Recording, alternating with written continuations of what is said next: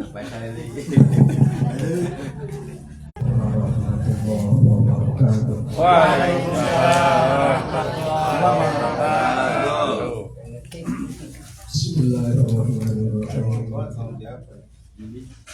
Alhamdulillahilladzi faddalana ala katsirin min ibadihi.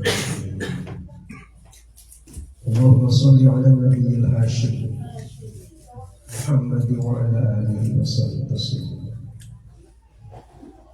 Untuk guru kita yang mulia Al-Fatihah.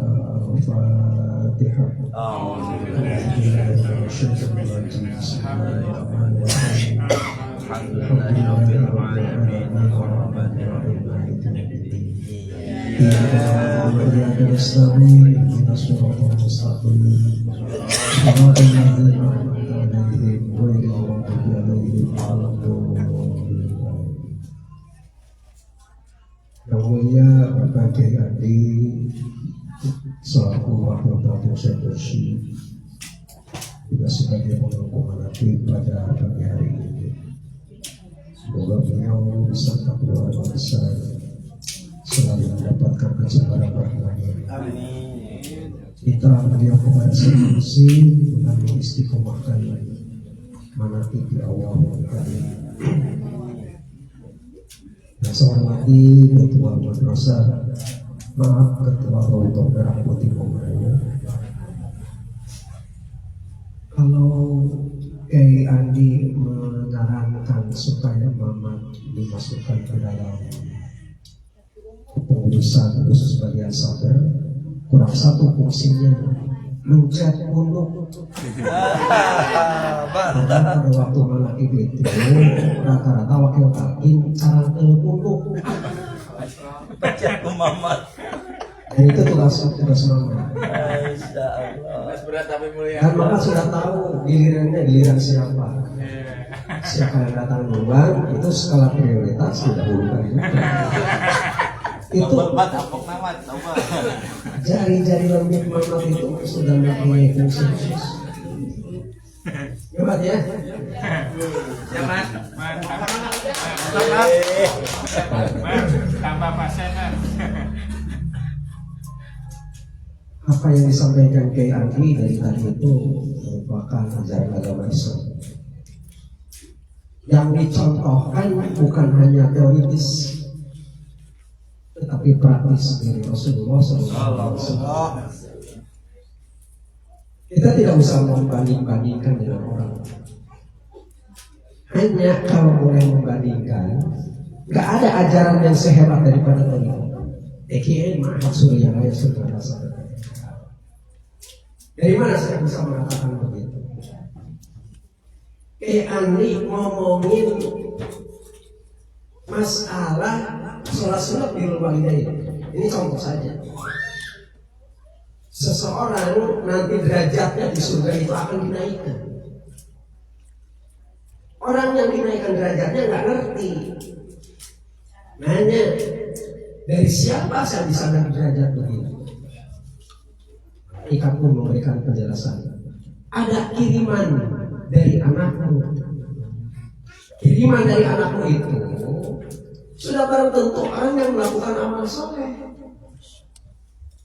Bagaimana caranya supaya bisa melakukan amal soleh? Tidak ada saya daripada birrul walidain. Ilmu tahlilan sekali setahun, setahun sekali tahlilan. Pulang-pulang kayak ngirim ke anak. Tapi pada waktu merasakan birrul walidain, siksaan yang paling berat di alam kubur itu menurut Rasulullah SAW ada penyebabnya. Ternyata siksaan paling berat di dalam kubur penyebabnya adalah air kencing. Air kencing yang terkadang tidak kita sadari. Malah ayat-ayatnya yang anu sepi maki gitu ya. Tapi cebok nanti itu sangat berbahaya. Beratnya susah di dalam. Bagaimana supaya kita merasa memiliki kehati-hatian? Maka sangat dianjurkan oleh Allah lain temenan kieu. Yang di mana-mana beres kieu, buru-buru supaya kita merasa memiliki bahwa kita memang sudah bersuci. Nah, pada waktu sarapan pagi tadi ya, sarapan pagi kita kan ada 20 rakaat ya, mulai surat Isyra, yang ini dengan surat Kifaratul Baul. Kifaratul Baul itu adalah mengkifarati kencing yang setiap waktu kita lakukan. Supaya apa? Supaya tidak menemukan siksaan di dalam kubur itu gitu. Jadi bukan teori, bukan.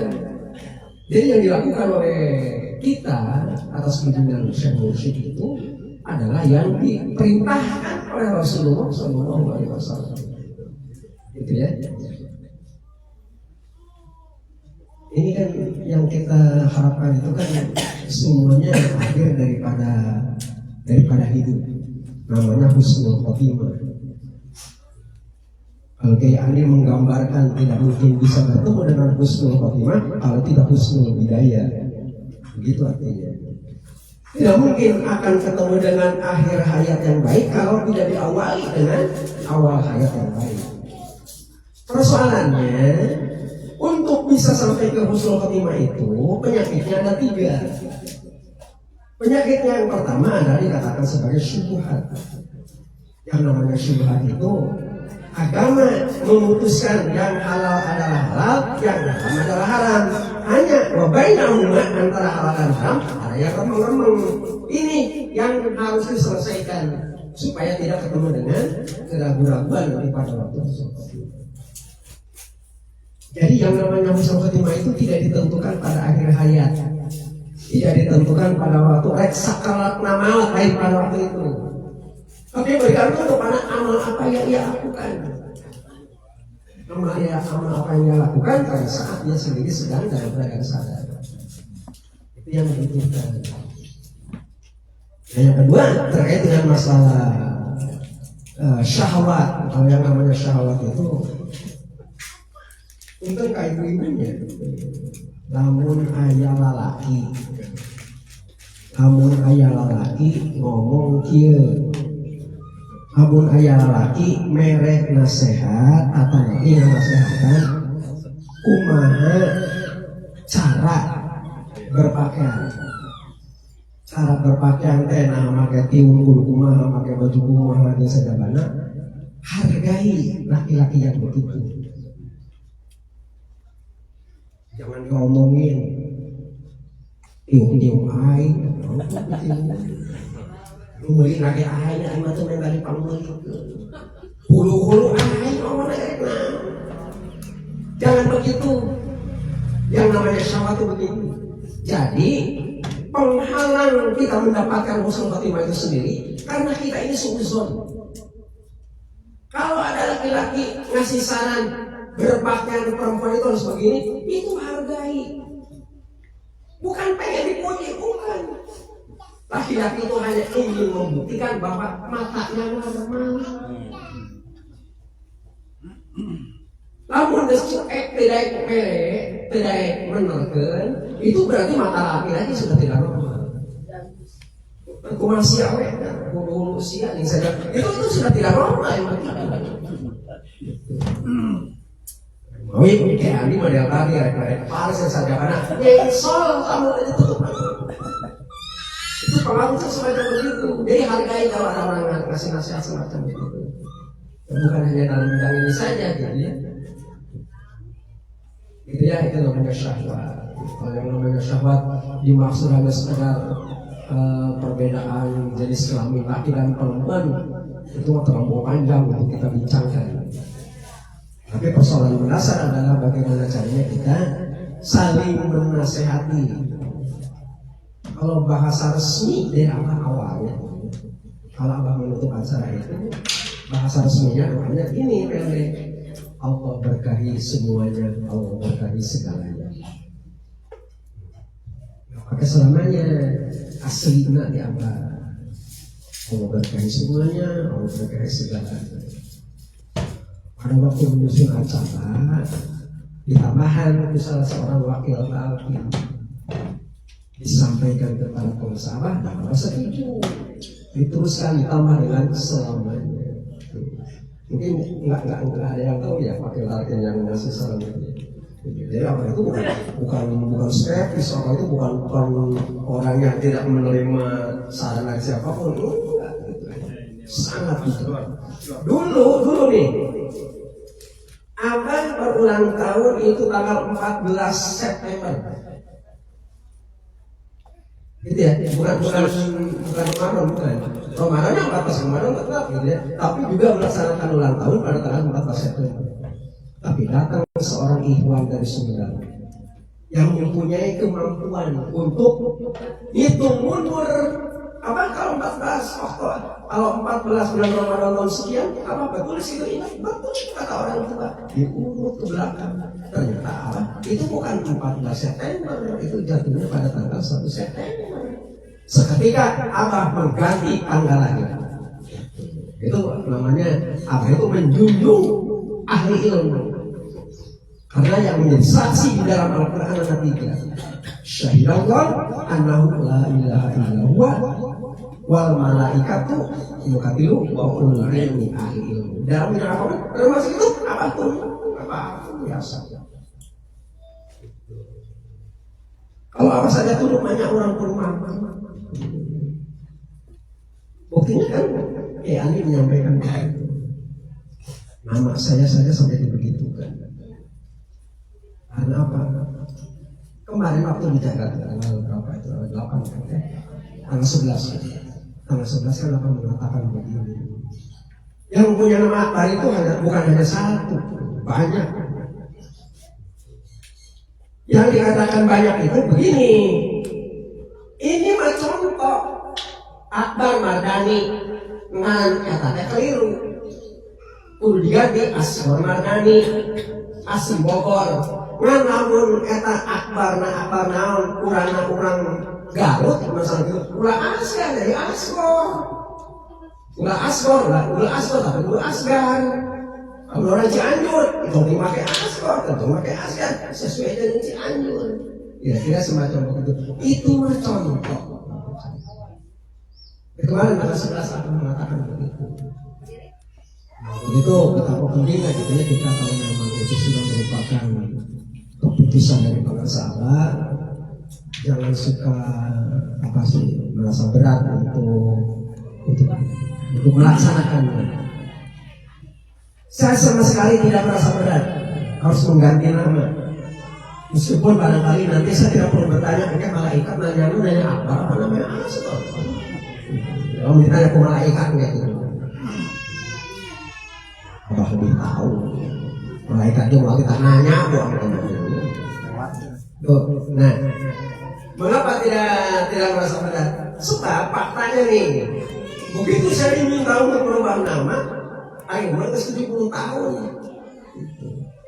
Catatan amal apa amal Asgor. Itu yang pertama. Yang kedua, saya tidak mempersoalkan. Sehari setelah itu ditelepon waktu saya dan Kiai Andi sedang menanti di Al-Hamim Bekasi. Saetik telepon nomor Kiai dupi KTP tos dirogih namina sampai sedetik.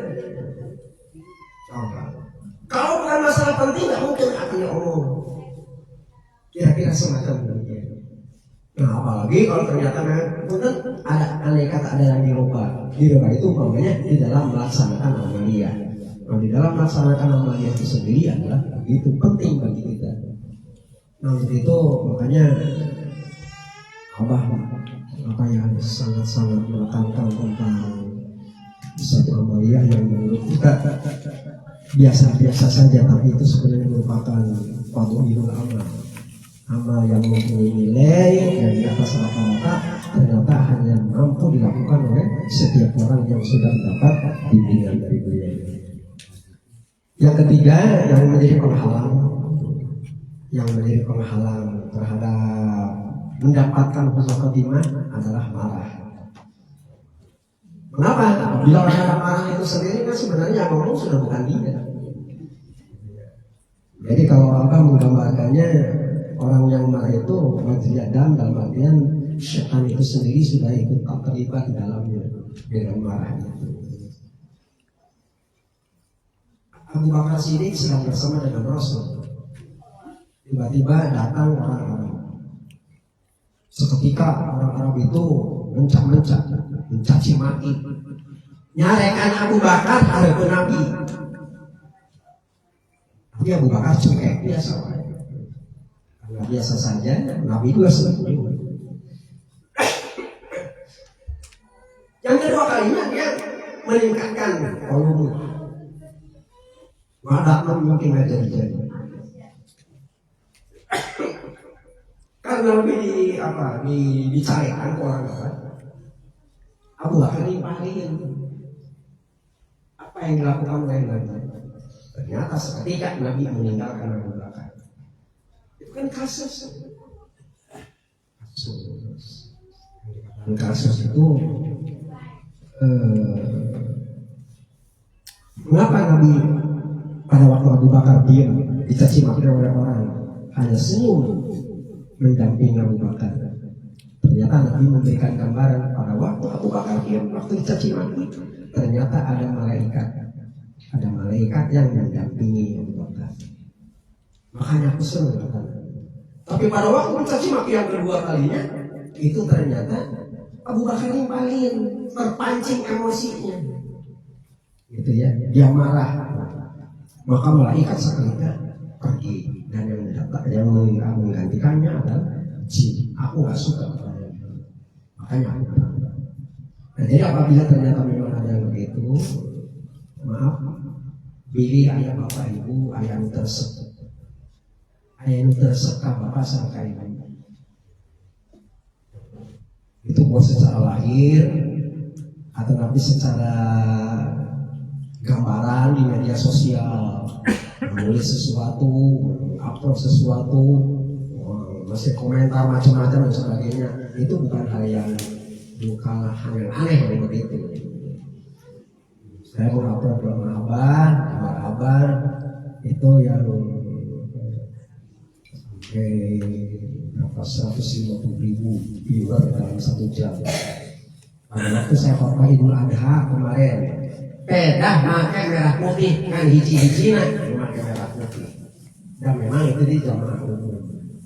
Tiba-tiba ada mantan anggota DPRD cekurangan lamun hayang rek rokok teu kudu datang ka hareup. Di Zoom we kayak gede ieu gambarnya. Ya mana aja mau itu. Hareup kenapa dia? Itu jarak 10 meter dengan kamu. Cepet. Ngan salah mencetak pikiran yang lain. Ayam iseng gitunya di-upload. Itu dalam 1 jam 1,5 juta view. Sudah teh ngomongkan salah apa itu pun tidak. Ngomongkan merah putih. Iya kan ini Idul Adha. Bukan bulan Agustus ini Idul Adha. Kemudian disambung-sambung. Oh ini khotibnya ini sinterklas ya. Udah macam-macam. Itu kan orang dilawan maka kira-kira nanti ramein gitu ya. Kita mah nggak butuh yang begitu. Jangan terpancing emosi marah. Sebab apabila ada, kalau kita ingin melihat kebodohan seseorang itu sendiri sangat nampak. Kebodohan itu biasanya akan muncul pada saat orang-orang itu sendiri mengetahui suka pamer di tempat umum. Kalau ternyata memang tidak mau memamerkan kebodohan di tempat umum, tidak mungkin akan berkomentar begitu. Kira-kira demikian, gitu ya. Nah, jadi persoalan yang paling mendasar bagi kita di dalam bertorikoh adalah, apalagi tujuan kita adalah Allah Subhanahu Wa Taala, syubhat, syahwat dan marah itu perlu untuk dikendalikan. Dikendalikan tentu melalui aplikasinya berbentuk amalia. Nah, amalia semacam ini sangat dibutuhkan. Dan sangat dibutuhkannya itu sendiri perlu mungkin bersyukur kalau bisa banyak, kalaupun tidak banyak yang penting kan dakwah. Abdul amal ilallahi adwamuha wa inqalla. Meskipun sedikit tapi dalam, tapi istiqomah itu yang dinilai oleh Allah Subhanahu Wa Taala. Demikian yang dapat saya sampaikan, meskipun tidak terlalu sistematis, mudah-mudahan bermanfaat bagi kita. Paling tidak kita bisa tahu apa yang harus kita lakukan dan apa yang harus tidak kita lakukan agar hari ini bisa lebih baik daripada kemarin. Kurang lebihnya mohon maaf.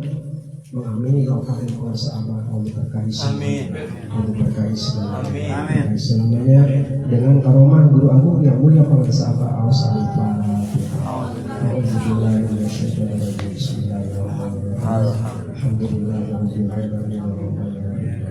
Iya. Iya dalam berdua yang selain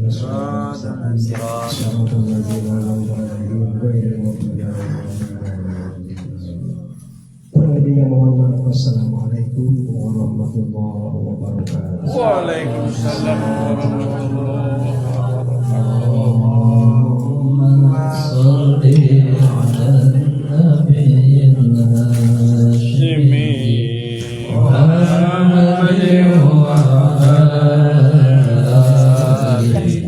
وسلم تسليما